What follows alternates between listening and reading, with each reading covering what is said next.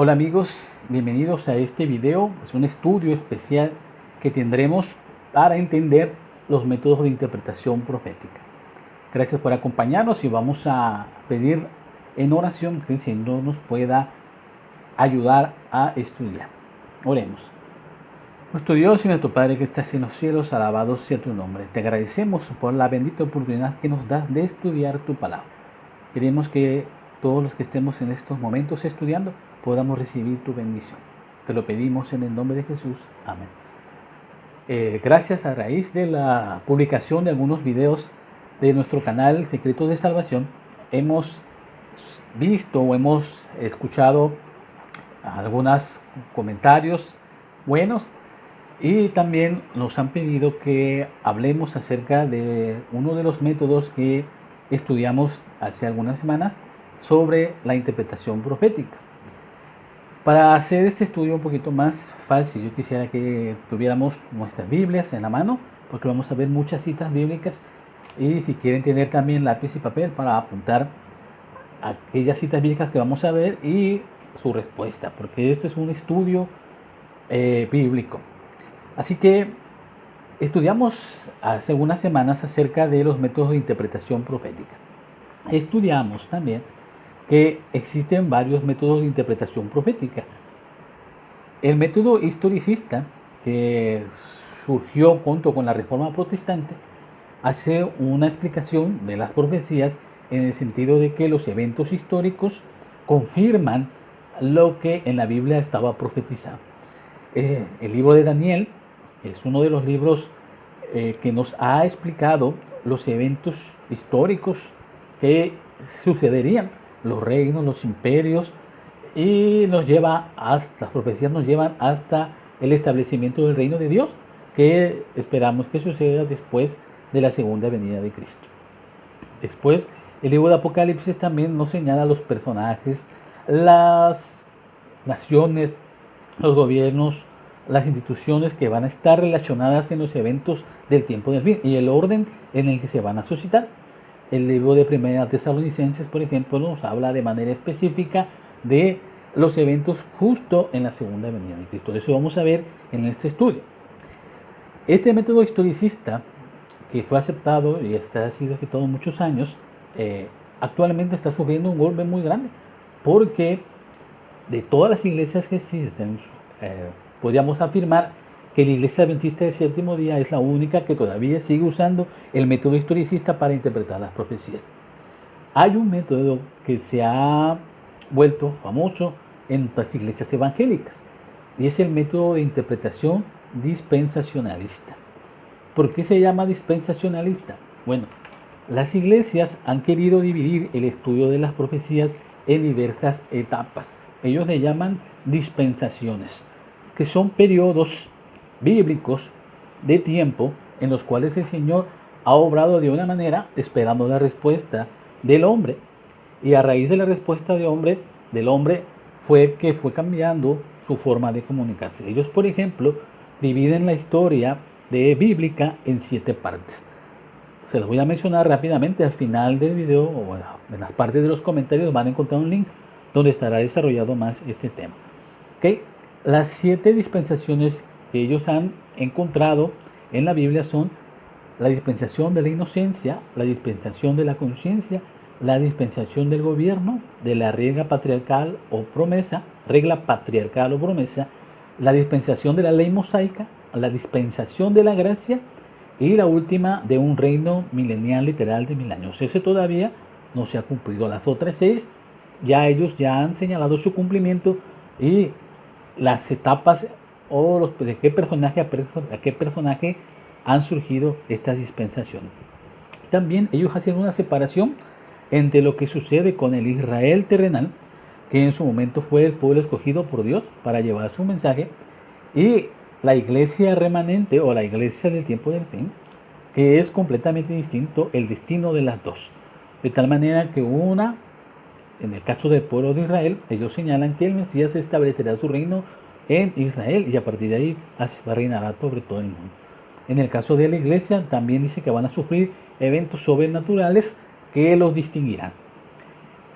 Esa partición también de que no hay una misma historia para los dos. Es uno de los grandes errores que nosotros encontramos en este tipo de interpretación profética, porque a raíz de ahí ellos estudiaron el libro de Daniel y señalaron que una parte de las profecías del libro de Daniel, específicamente en la profecía de las 70 semanas que encontramos en el capítulo 8 y 9, nos damos cuenta, ellos se dieron cuenta de que sucedería en el tiempo del fin. De tal manera que dividen los últimos 7 años de esa profecía de las 70 semanas en los 7 años de tribulación, que sucederán después de la primera venida de Cristo, la segunda venida de Cristo, que para ellos es a través de un rapto secreto. Después de los 7 años de tribulación ocurre otro evento y de ahí ya la segunda venida de Cristo. Ese método de interpretación, después de haberlo estudiado algunas semanas, nos damos cuenta de que no tiene ningún sentido. Pero vamos a ir parte por parte. Ellos hablan de la segunda venida de Cristo. Y yo quiero que nosotros nos podamos concentrar en este punto. ¿Por qué a la Iglesia Adventista del Séptimo Día no acepta que exista un rapto secreto? ¿De dónde viene eso y por qué no lo aceptamos? Ellos señalan el fundamento para esta creencia en el libro de Primera de Tesalonicenses. Acompáñenme por favor en el capítulo 4 del versículo 16 al 17. ¿Por qué señalan de un rapto secreto? ¿Ya me encontraron la cita? Vamos a leerlo rápidamente. Dice: conforme lo dicho por el Señor, afirmamos que nosotros, los que estemos vivos y hayamos quedado hasta la venida del Señor, de ninguna manera nos adelantaremos a los que hayan muerto. El Señor mismo descenderá del cielo con voz de mando, con voz de arcángel y con trompeta de Dios, y los muertos en Cristo resucitarán primero. Luego los que estemos vivos, los que hayamos quedado, seremos arrebatados junto con ellos en las nubes para encontrarnos con el Señor en el aire, y así estaremos con el Señor para siempre. ¿Okay? De una lectura rápida de estos versículos nos podemos dar cuenta de algo muy interesante. Primera de Tesalonicenses está describiendo el evento que se le conoce como la parusia, o que es la segunda venida de Cristo. Ese evento único que todavía se va a realizar, hemos entendido a través del método historicista que será literal.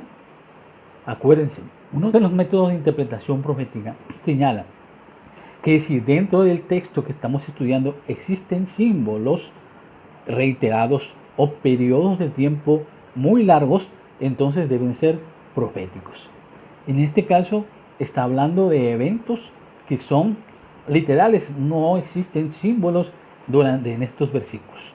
Por lo tanto, no podemos señalar que es un evento que hay que buscar una interpretación mucho más elaborada. Está hablando de eventos literales. ¿Y esto por qué? Porque cuando nosotros queremos hablar de la segunda venida, tenemos que hablar irremediablemente del objetivo para el cual el Señor Jesús viene a esta tierra. Quiero que me acompañen rápidamente.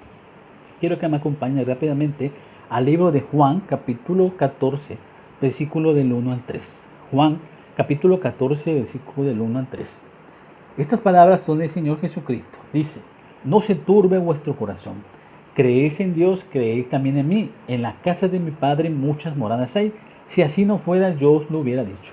Voy pues a preparar lugar para vosotros. Y si me fuere y os prepararé el lugar, vendré otra vez y os tomaré a mí mismo, para que donde yo estoy, vosotros también estéis. ¿Qué promesa está? Estas son palabras del Señor Jesucristo. Estaba hablando con sus discípulos y les dijo estas palabras. ¿Qué promesa hizo Jesús? ¿Okay? Dijo que iba a volver. Voy a ir, pero voy a volver. Eso es muy interesante, hermanos. ¿Saben por qué? Porque el Señor Jesús no miente.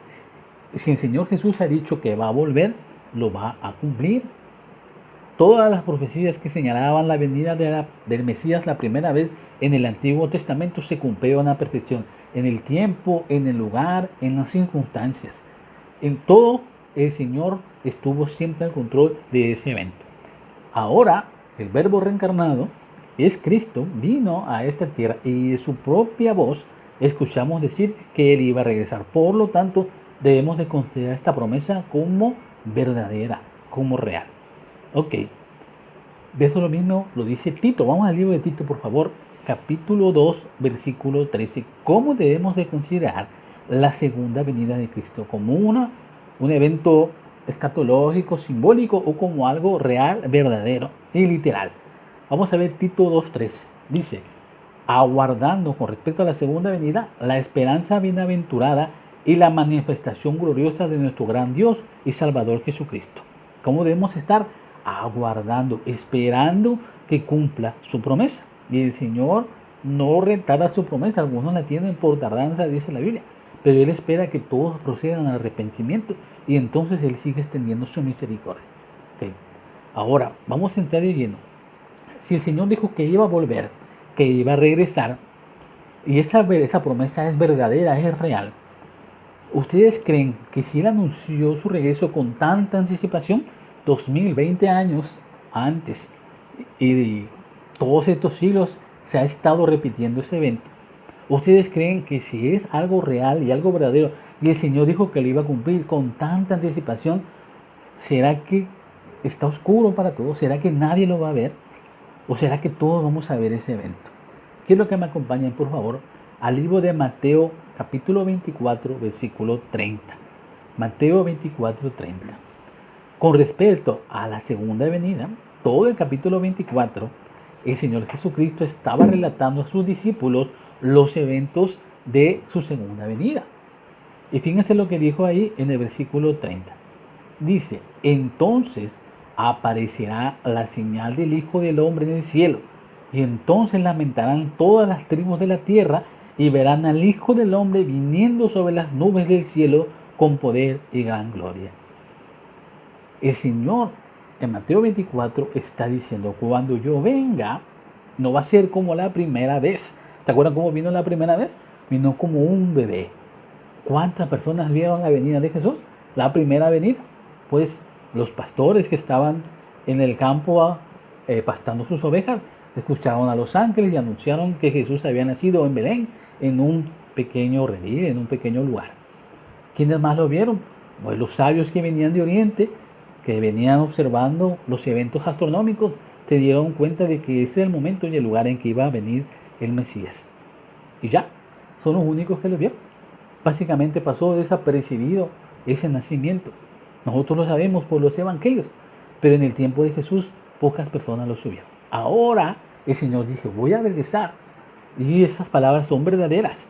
Y cuando yo regrese, según Mateo 24, cuando yo regrese voy a venir en las nubes de los cielos. Yo no sé ustedes, pero el mismo cielo que veo yo, lo ve el que vive en China, lo ve el que vive en Rusia, lo ve el que vive en España. Es el mismo cielo para todos. Y dice el Señor Jesús que Él va a venir en las nubes de los cielos. Y en las nubes de los cielos, entonces quiere decir que lo vamos a ver. ¿Cuánto lo vamos a ver? Vamos rápidamente al libro de Apocalipsis, capítulo 1, versículo 7. Apocalipsis 1, 7 dice, he aquí que viene con las nubes, y todo ojo le verá. Y los que le traspasaron y todos los linajes de la tierra harán lamentaciones por él. Sí, amén. ¿Cuántos van a ver su venida? Solamente unos poquitos. ¿Es en secreto su venida? ¿O realmente muchos van a ver su venida? Este versículo, este pequeño versículo de Apocalipsis nos dice que todo ojo lo verá. Todos van a ver la segunda. Creas o no creas, estés preparado o no, Cristo va a venir y se va a manifestar y todos lo van a ver. Porque así como nosotros vemos cómo sale el sol, así como nosotros vemos cómo se oculta la luna, así como vemos las estrellas y cómo vemos los rayos y cómo vemos las nubes, así vamos a ver la segunda venida, de manera literal.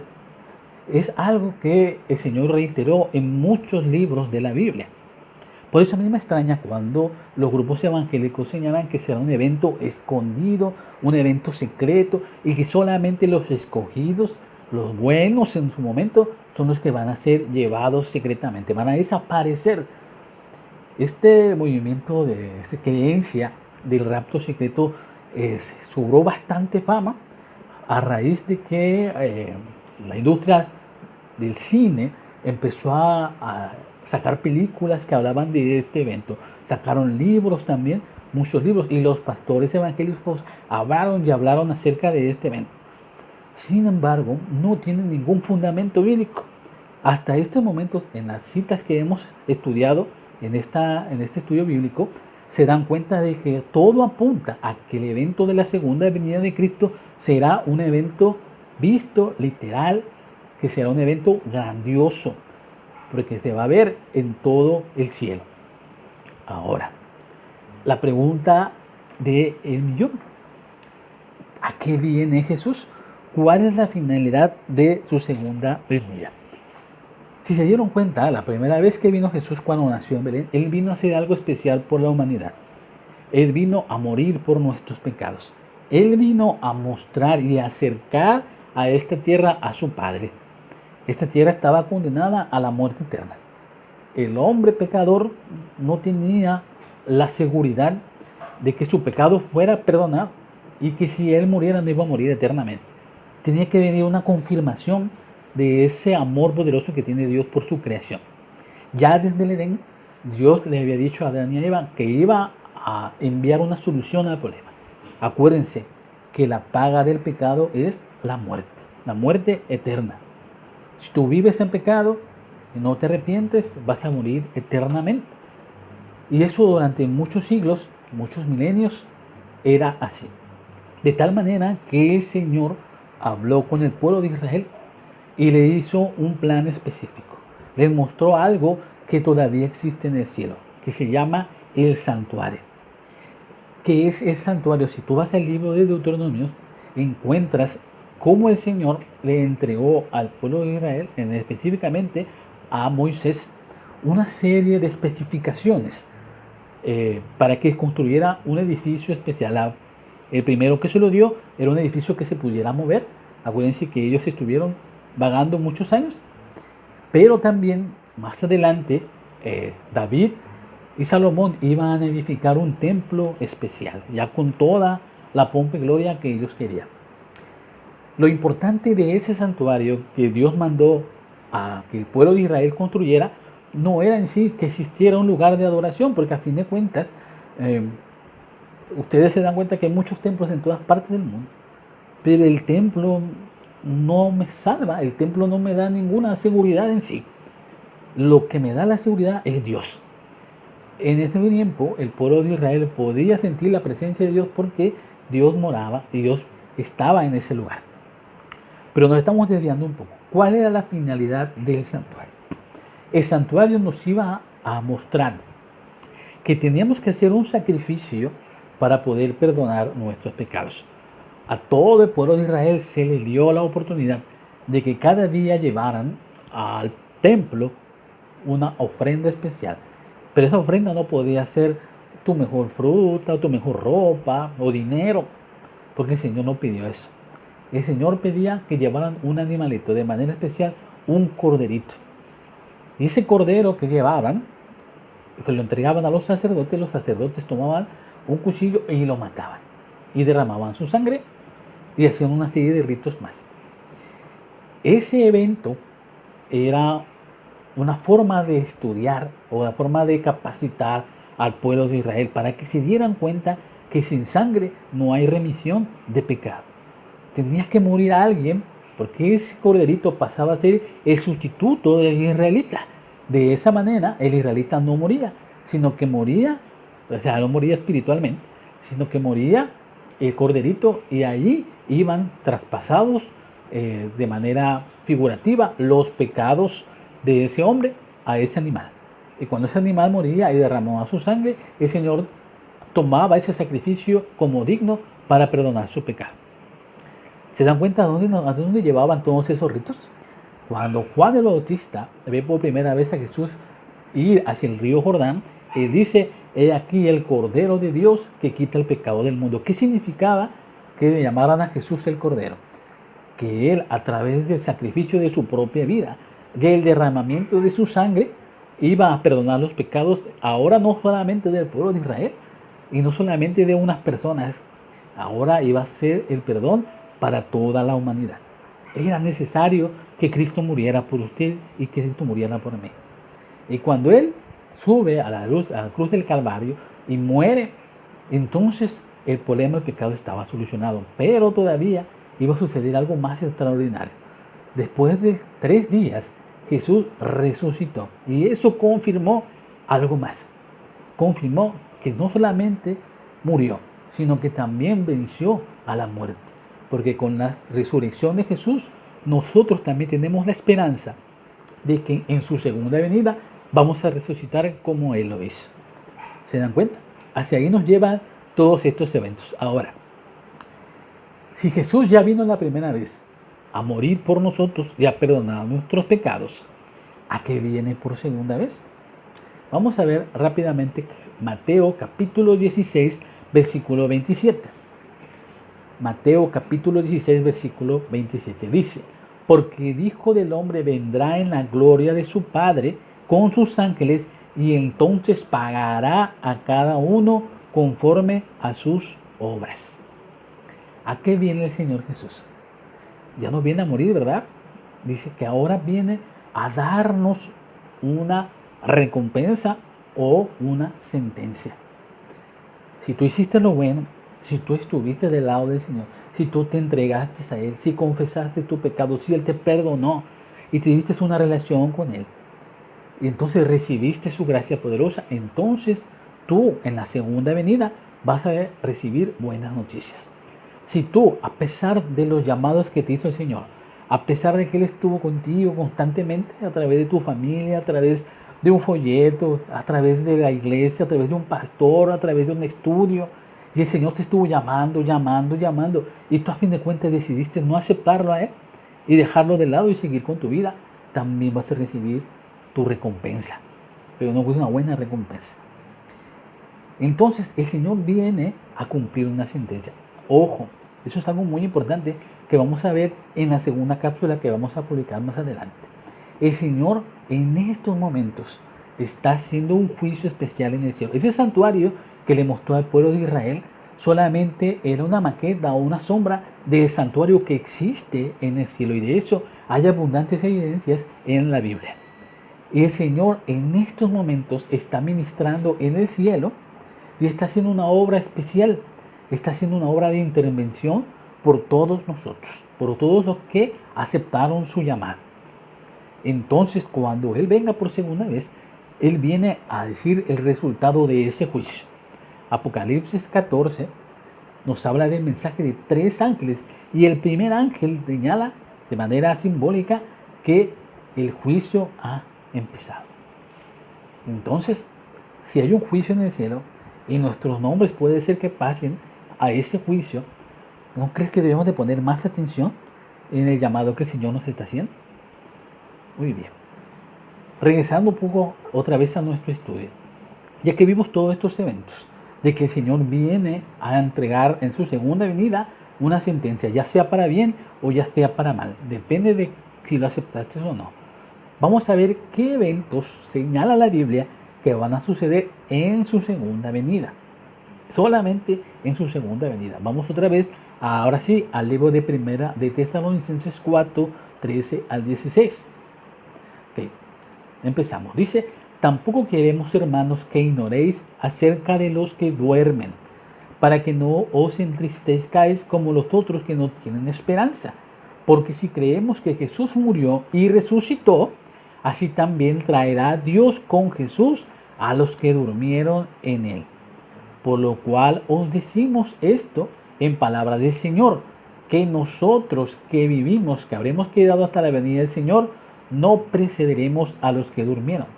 Porque el Señor mismo, con voz de mando, con voz de arcángel y con trompeta de Dios, descenderá del cielo, y los muertos en Cristo resucitarán primero. Hay 2 eventos muy marcados en la segunda venida de Cristo.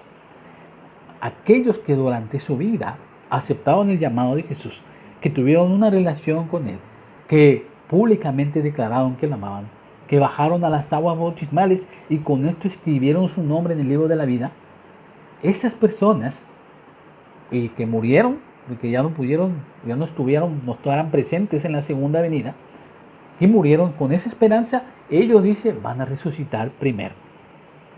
Qué interesante, ¿verdad? Los muertos en Cristo, aquellos que murieron confiando en que su Salvador los iba a resucitar, son los primeros que van a resucitar.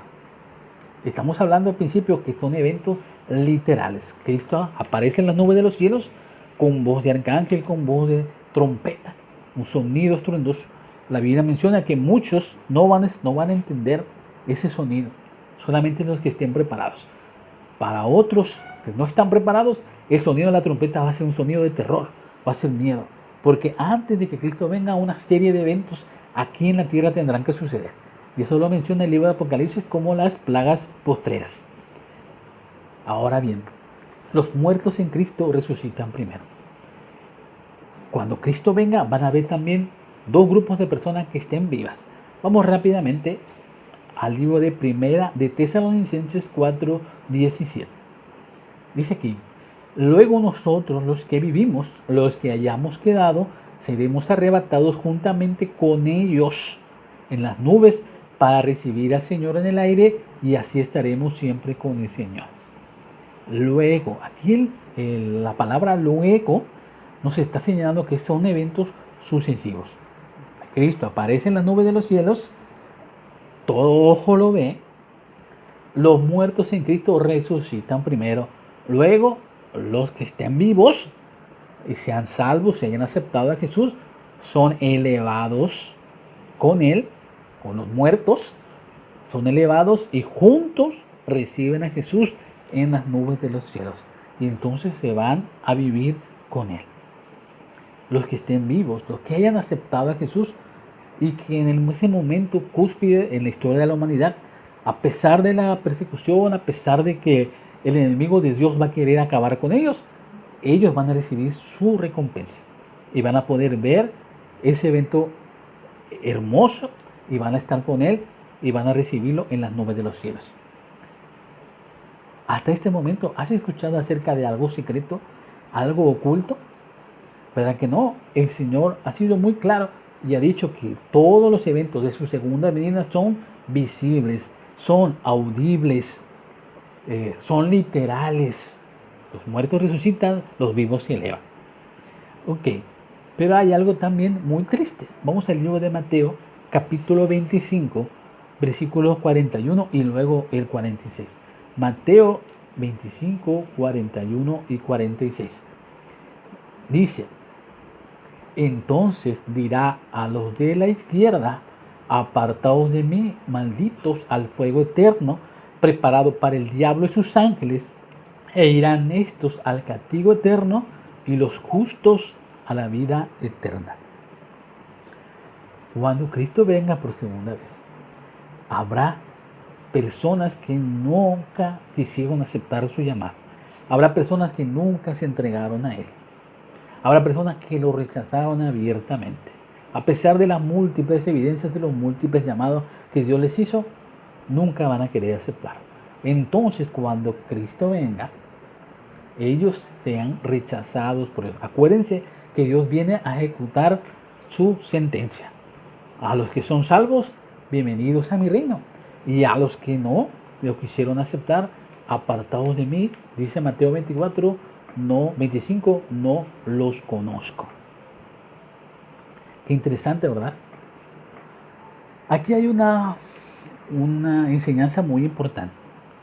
Los dispensacionalistas basan su explicación de las profecías en el sentido de que tienen que haber dos eventos separados: el rapto secreto y después la segunda venida literal. Pero para el rapto secreto usan estos versículos que acabamos de leer. Hasta estos momentos nada me ha mostrado a mí que sea algo secreto. El hecho de que diga que sean arrebatados también es un sinónimo de elevados, de tomados, de levantados. Así que no señala que serán robados o serán escondidos, porque la segunda venida será un evento que todo ojo lo verá. Okay. Hasta aquí tenemos este estudio respecto al rapto secreto. ¿Qué te pareció el estudio? ¿Te gustó? ¿Te gustaría seguir estudiando? Bueno, en nuestro próximo video vamos a analizar de manera específica una profecía, que es la profecía de las 70 semanas del libro de Daniel capítulo 9. Es un estudio muy profundo, un estudio muy interesante y que de manera correcta, interpretado de manera correcta, nos aclara muchas dudas respecto de lo que los dispensacionalistas hablan acerca de esos 7 años de tribulación. Pero eso lo veremos en el próximo video. Mi deseo de oración es que tú sigas aprendiendo, que tú sigas estudiando. Yo soy un amigo que te puede ayudar, pero el mejor amigo que puedes tener es el Señor Jesús, y Él está a tu lado siempre. Búscalo a Él, pide su orientación y entrégale tu vida. Que el Señor te bendiga.